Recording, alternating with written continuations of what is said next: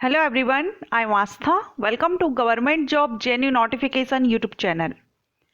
SSC GD constable का recruitment notification release कर दिया गया है। एसएससी की तरफ से जीडी कांस्टेबल पोस्ट के लिए सीएपीएफ इन सेंट्रल आर्म्ड पुलिस फोर्सेस, जिसमें BSF, CRPF, ITBP, SSB, Assam rifles, इन सभी में कांस्टेबल पोस्ट के लिए जीडी कांस्टेबल पोस्ट के लिए नोटिफिकेशन रिलीज हो गया है। टोटल वैकेंसी 24,369 है, 24,369। ऑनलाइन एप्लीकेशन इसके स्टार्ट हो गए हैं। योग्यता क्या होनी चाहिए, तो वैसे आप सभी जानते होंगे, जीडी कांस्टेबल जो कांस्टेबल की पोस्ट है इसके लिए 10th पास कैंडिडेट एलिजिबल होते हैं। मेल फीमेल सभी कैंडिडेट इसमें अप्लाई कर सकते हैं। एज क्राइटेरिया क्या है, salary, application fees, selection process, PET, PST, medical test, ये सारे पॉइंट्स मैं आपके इस वीडियो में क्लियर करूंगी। नोटिफिकेशन हम देख लेते हैं और नोटिफिकेशन में सारे पॉइंट्स क्लियर करते हैं। काफी टाइम से वेट हो रहा था, एसएससी की कोई वैकेंसी नहीं आ रही थी और जो आनी थी वो भी डिले चल रही है, लेकिन फाइनली एसएससी की तरफ से जीडी कांस्टेबल का नोटिफिकेशन रिलीज हो गया है। चलिए इसका नोटिफिकेशन देख लेते हैं। ये रहा इसका नोटिफिकेशन, एसएससी की तरफ से रिलीज हुआ है। सबसे पहले यहाँ पर देख रहे हैं आप, constable GD in central armed police forces, SSF, rifleman GD in Assam rifles and स्पॉय in narcotics central NCB narcotics control bureau examination 2022। तो यहाँ पर इंपॉर्टेंट डेट देखेंगे। अप्लाई करने के लिए ऑनलाइन एप्लीकेशन स्टार्टिंग डेट है 27 अक्टूबर। 27 अक्टूबर से, कल रात में ये नोटिफिकेशन रिलीज हुआ है। 27 अक्टूबर से रात से इसका ऑनलाइन एप्लीकेशन स्टार्ट हो गए। लास्ट डेट रहेगी 30 नवंबर 2022। 27 से लेकर के आप 30 नवंबर 2022 तक अप्लाई कर सकते हैं। And last date and time for generation of offline चालान के लिए भी 30 नवंबर 2022 रखी गई है। Last date and time for making online fee payment, online आपकी जो फी रहेगी पे करने की, लास्ट डेट पे करने की, वो है 1 दिसंबर 2022 तक आप ऑनलाइन फीस पे कर सकेंगे। Last date for payment through challan 1 दिसंबर 2022। एंड इसमें कंप्यूटर बेस्ड एग्जामिनेशन होता है। कंप्यूटर बेस्ड टेस्ट आपका जनवरी 2023 में रहेगा एसएससी जीडी कांस्टेबल पोस्ट के लिए।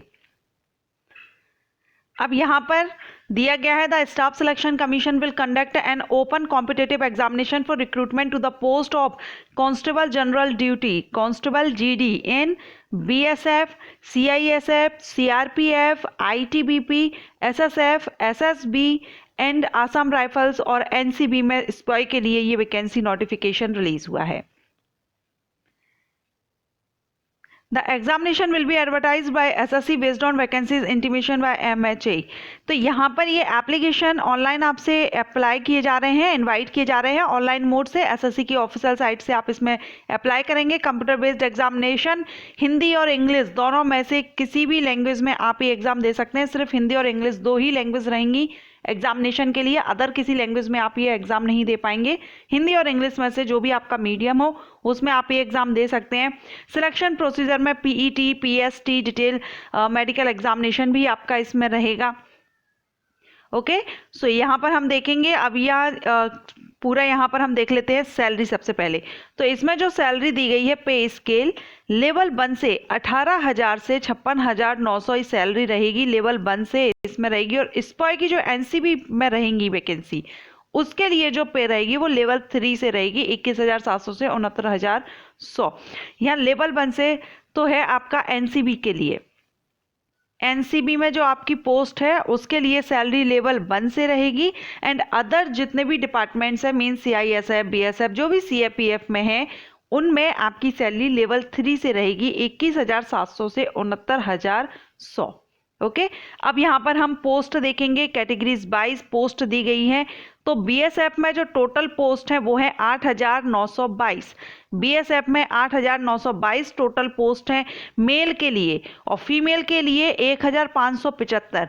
तो इस तरह से जो बीएसएफ है, बीएसएफ में टोटल जो पोस्ट है वो है 10,497। 10,497 पोस्ट सिर्फ बीएसएफ में। सबसे ज़्यादा जो एसएससी जीडी कांस्टेबल की वैकेंसी है वो बीएसएफ में है। सीआईएसएफ में टोटल है 100, सीआरपीएफ में है 8,911, एसएसबी में है 1,284, आईटीबीपी में है 1,613, 1,613, एंड असम राइफल्स में है 1697 और एसएसएफ में है 103। सबसे ज़्यादा है बीएसएफ और सीआरपीएफ। ये दो जो सीआरपीएफ और बीएसएफ दो फोर्सेस है जिसमें सबसे ज़्यादा वैकेंसी आई हुई है एसएससी जीडी कांस्टेबल की। एनसीबी में जो वैकेंसी है टोटल वो है 164। सो इस तरह से यहाँ पर टोटल जो वैकेंसी है 24,369 टोटल वैकेंसी है एसएससी जीडी कांस्टेबल के लिए।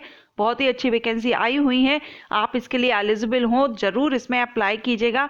एंड यहाँ पर दिया गया है 10% जो वैकेंसीज है वो एक्स सर्विसमैन के लिए रिजर्व रखी गई हैं और ये टेंटेटिव वैकेंसी है, मे बी इंक्रीज और डिक्रीज, तो डिक्रीज तो नहीं होने वाली हैं, हो सकता है इसमें थोड़ी बहुत और इंक्रीज हो जाए। इंडियन सिटीजन इसमें अप्लाई कर सकते हैं, CRPF and ARR state UT area wise hints candidate must submit domicile. तो आपको यहाँ पर डोमिसाइल सबमिट करना रहता है जो भी आपका रहता है, जिस भी स्टेट से हैं, जिस भी जॉन से हैं। एज लिमिट 18 से 23 साल रहेगी। 1 जनवरी 2023 के बेस पर ये काउंट की जाएगी। 18 से 23 साल मींस आपका जो बर्थ है वो 2/1/2000 और 1/1/2000 के बीच आपका बर्थ डेट होना चाहिए, तो आप इसमें अप्लाई कर सकते हैं। After relaxation of 3 years in upper age, the candidate should not have born earlier to 1997 से ज़्यादा, मतलब 1997 के पहले आपका बर्थ डेट, अगर आप रिलैक्सेशन जो रिजर्व कैटेगरीज हैं उनमें अगर आप आते हैं तो आपको रिलैक्सेशन मिलेगा। तो इस कंडीशन में भी आपका 1997 2 जनवरी 1997 से ज़्यादा यानी पहले आपका बर्थ डेट नहीं होना चाहिए। कैटेगरीज वाइज आप एज रिलैक्सेशन देख रहे हैं, 5 इयर्स 3 इयर्स एक्स सर्विसमैन को भी दिया गया है यहाँ पर। ओके, सो इसको आप देख लीजिएगा। एजुकेशन क्वालिफिकेशन, एजुकेशन क्वालिफिकेशन में आपको सिर्फ इसमें 10th पास मांगा जाता है। अगर आप 10th पास हैं तो आप इसमें अप्लाई कर सकते हैं, और अगर आप 12th पास भी हैं 10th बेस पर अगर आप अप्लाई करना चाहते हैं तो आप इसमें अप्लाई कर सकते हैं।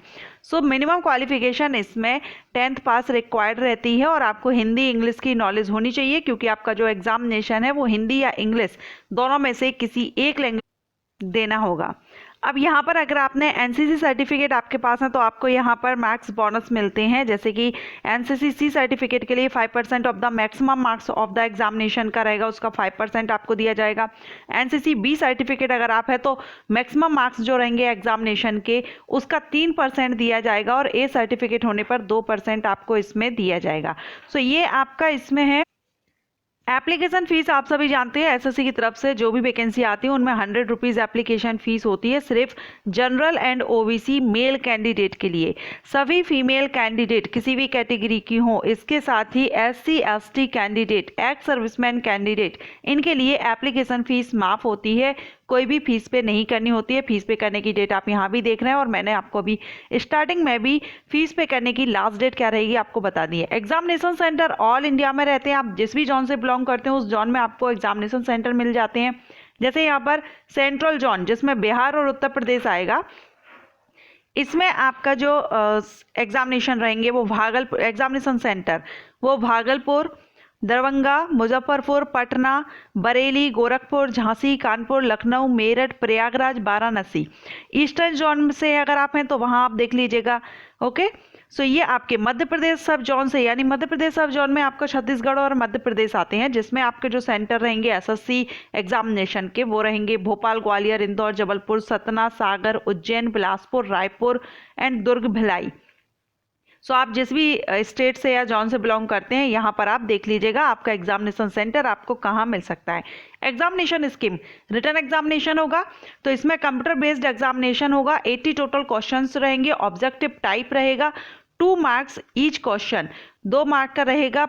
हर एक क्वेश्चन को आपको 2 मार्क्स दिए जाएंगे करेक्ट होने पर। अब इसमें जो part A B C D 4 parts में क्वेश्चन आएंगे, general intelligence and reasoning, general knowledge and awareness, elementary mathematics and English, और हिंदी दोनों में से कोई एक रहेगा जिसको भी आप करना चाहें। सभी में से 20 क्वेश्चन यानी 80 रहेंगे, और 40 मार्क्स के वन क्वेश्चन 2 मार्क्स का रहेगा। 60 मिनट की टाइमिंग रहेगी। कंप्यूटर बेस्ड एग्जामिनेशन होगा। लैंग्वेज मैंने बता दी है। नेगेटिव मार्किंग भी इसमें 0.50 से आपकी नेगेटिव मार्किंग रहेगी। आंसर आप केयरफुली दीजिएगा, अदरवाइज रॉन्ग आंसर होने पर माइनस मार्क किया जाएगा। अगर आपको नहीं आता है आप छोड़ देते हैं तो कोई भी मार्क माइनस नहीं होगा, लेकिन रॉन्ग आंसर करने पर मार्क माइनस हो जाएगा। यहाँ पर डिटेल में सिलेबस आपका दिया गया है। जनरल इंटेलिजेंस एंड रीजनिंग में आपसे क्या पूछा जाएगा, analytical aptitude and ability to observe and, तो आप चाहेंगे तो सिलेबस पर यहाँ general knowledge and general awareness, elementary mathematics separate video में अपलोड कर दूंगी इसके डिटेल सिलेबस। इसके बाद इसमें फिजिकल एफिशिएंसी टेस्ट होगा, जिसमें आप मेल कैंडिडेट के लिए रनिंग रहेगी, रेस रहेगी 5 kilometre in 24 minutes and 1.6 kilometre in 6.5 minutes. Okay, so यहाँ फीमेल कैंडिडेट के लिए 1.6 किलोमीटर में रनिंग रहेगी, 8.5 मिनट में आपको करनी होगी, और जो 800 मीटर की रहेगी वो 4 मिनट में करनी होगी।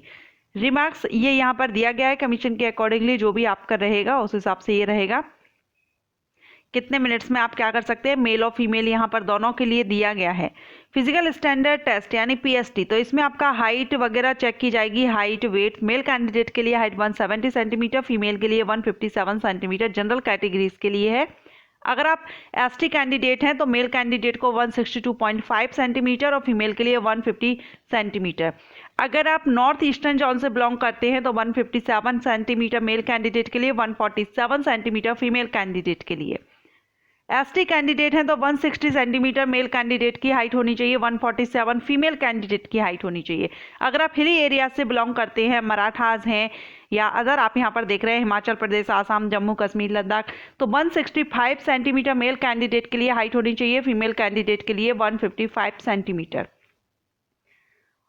इसके अलावा चेस्ट मेल कैंडिडेट के लिए 80, अनएक्सपेंडेड में 80 सेंटीमीटर और 5 सेंटीमीटर आपका मिनिमम एक्सपेंशन होना चाहिए, यानी मिनिमम 85 सेंटीमीटर एक्सपेंशन के साथ में। ओके, अब यहाँ पर दिया गया है रिलैक्सेशन, तो आप अपनी कैटेगरी के हिसाब से यहाँ पर रिलैक्सेशन देख लीजिएगा कितना दिया गया है। वेट आपकी हाइट के अकॉर्डिंगली चेक किया जाता है कितनी हाइट है। इसके बाद होगा मेडिकल एग्जामिनेशन। मेडिकल एग्जामिनेशन में यहाँ पर दिया गया है एंड देन डॉक्यूमेंट वेरिफिकेशन। कौन कौन से डॉक्यूमेंट्स रिक्वायर्ड रहेंगे आप देख रहे हैं, Aadhaar card, print out of e card, voter ID card, driving licence, PAN card, ये आपकी आइडेंटिटी में इस पे पूछा गया है। 10th की मार्कशीट रहेगी जिसमें आपका बर्थ सर्टिफिकेट रहेगा। बर्थ सर्टिफिकेट नहीं है, 10th में है तो फिर आपके 10th की मार्कशीट से देख लिया जाएगा, अदरवाइज बर्थ सर्टिफिकेट यहाँ पर लगाना होगा। मोड ऑफ सिलेक्शन, तो the recruitment process will consist of computer based examination. पहले आपका सीवी होगा यानी रिटन टेस्ट होगा, देन आपका पीईटी पीएसटी होगा, उसके बाद मेडिकल एग्जामिनेशन होगा एंड लास्ट में डॉक्यूमेंट वेरिफिकेशन। क्वालिफाइंग मार्क्स दिए अनरिजर्व कैंडिडेट के लिए 30%, ओबीसी ईडब्ल्यूएस के लिए 25%। इसके अलावा जो अदर कैंडिडेट हैं उन सभी के लिए 20% रिक्वायर्ड हैं क्वालिफाई करने के लिए। एनसीसी सर्टिफिकेट के बेनिफिट्स हमने देख लिए हैं, अगर आपके पास है तो आपको कितना बेनिफिट्स मिलेगा। यहाँ पर आप देख रहे हैं पोस्ट प्रेफरेंस आपको फिल करनी होती है, इनमें से जो भी आपकी फर्स्ट चॉइस है आप उसको फर्स्ट पर रख सकते हैं, इस तरह से आप पोस्ट प्रेफरेंस फिल कर सकते हैं। ओके, सो सारे पॉइंट्स हमने इस वीडियो में क्लियर कर लिए। काफ़ी अच्छी वैकेंसी है और वैकेंसी भी काफ़ी अच्छी मात्रा में आई हुई है। 10th पास कैंडिडेट अप्लाई कर सकते हैं, 12th पास कर सकते हैं और अगर आपने ग्रेजुएशन किया है तो भी आप इसमें अप्लाई कर सकते हैं। मेल फीमेल ऑल इंडिया से अप्लाई कर सकते हैं। अप्लाई करने से पहले एक बार अपना जो नोटिफिकेशन है जरूर चेक कर लीजिएगा एसएससी की ऑफिशियल साइट पर, और एसएससी की साइट से ही आप इसमें ऑनलाइन अप्लाई कर सकेंगे। आई होप आपको ये वीडियो पसंद आया हो। वीडियो पसंद आया हो तो लाइक कीजिएगा। Thank you.